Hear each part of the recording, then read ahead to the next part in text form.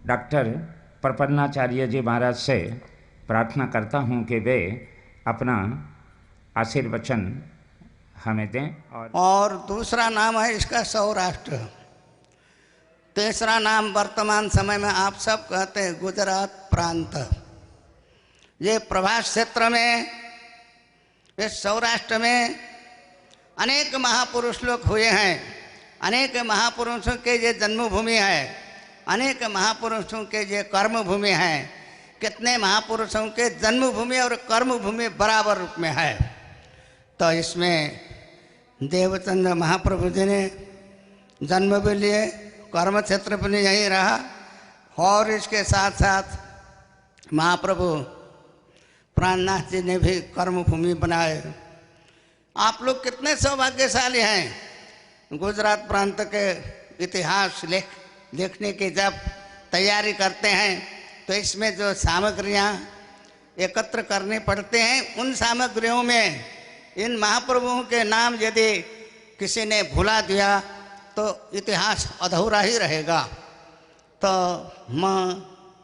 मैं आप लोगों को ये बात कहना चाहता हूँ कि जब हम लोग इतिहास के क्षेत्र पर उतर आते हैं तो अध्यात्म क्षेत्र को सबसे पहले पकड़ने पड़ते हैं, तब और क्षेत्र को पकड़ सकते हैं। प्राणनाथ के ये वाणी का पाठ हो रहा है और देवचंद के कर्मभूमि जन्मभूमि है। इसमें कुंभ लगा हुआ है। आज तक ऐसा कुंभ कहीं कोई प्रयागराज में गए हो, हरिद्वार गए हो, नासिक गए हो, उज्जैन गए हो तो वहाँ लगा हुआ देखने में मिलता रहा। लेकिन आज मैं जामनगर में ये कुंभ मेला देख रहा हूँ। आँख जो है वहाँ तक नहीं पहुँच सकते हैं, इतने बड़ा तो पंडाल बना हुआ है और आप लोग सब फुल भरे बैठे हुए हैं। तो आप लोगों को मैं बहुत बड़े भारी भाग्यशाली समझता हूँ। महाराज श्री ने ये काम किया और आप लोगों को उपदेश देने के प्रयास किया। संत ने अपने लिए कोई कभी भी कुछ नहीं किया। जिंदगी से बड़ी सजा ही नहीं, क्या जुल्म है कि पता ही नहीं। इतने हिस्सों में बट गया हूँ मैं कि मेरे हिस्से में कुछ बचा ही नहीं। संत इस प्रकार के काम करते हैं। आप लोग कहते हैं ये सारा का सारा जायदाद साधु संतों के हैं। कोई नहीं है। ये समाज के लिए, राष्ट्र के लिए साधु संतों महात्मा लोग समर्पित हुए हैं। आज सारा का सारा विश्व आग के ज्वाला में जल रहे हैं। और शांति का उपदेश देने वाला कौन है? सारा तो आग लगाने वाले हैं। सारा का सारा आग लगा करके संसार को भस्म कर देना चाहते हैं। कौन अपराधी है? इस अपराधी को ढूंढने के लिए जाना पड़ेगा। तो आप लोगों के भीतर, हमारे भीतर है। इन चीज़ों को छोड़ करके हम थोड़े से नीचे हो जाएं तो सारा का सारा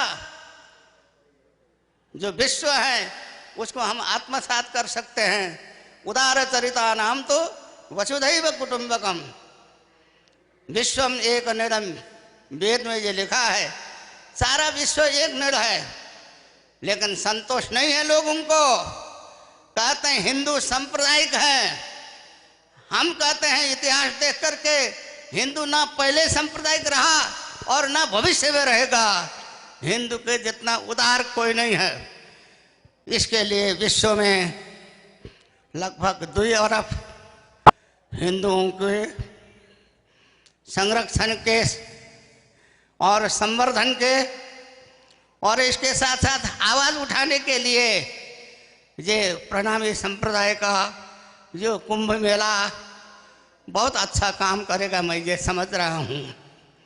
और आज आवश्यकता है एकता की, समन्वय की आवश्यकता है। ठीक है, हम समन्वय करना चाहते हैं, समन्वय कराना चाहते हैं, लेकिन समन्वय अपने मतलब तक होता है, उससे बाहर नहीं हो सकते हैं।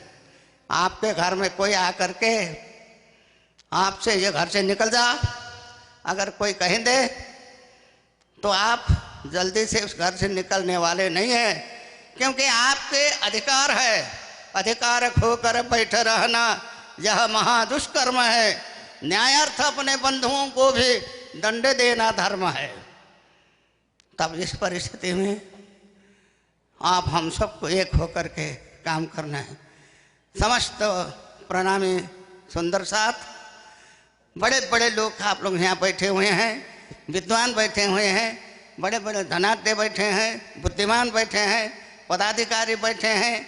आप सब से हम निवेदन करते हैं कि हम एकता को बनाए रखें और विश्व का वास्तविक स्वरूप को लेकर के हमारे हिंदुओं के एक मूर्धन्य स्वरूप इसमें तैयार हो गया।